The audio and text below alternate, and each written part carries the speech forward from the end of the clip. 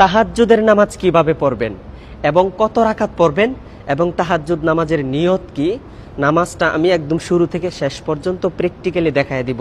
ভিডিওটি কেউ টান দিবেন না, মনোযোগ সহকারে শেষ পর্যন্ত ভিডিওটা দেখবেন।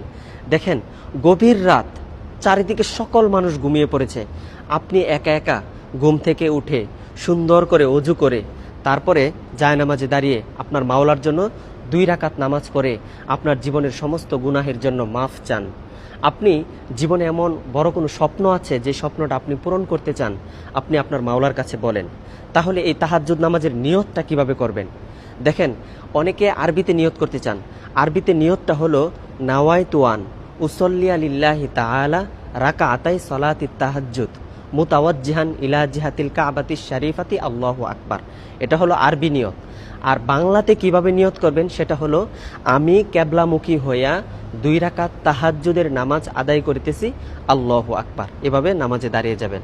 আর নামাজটা কিভাবে শুরু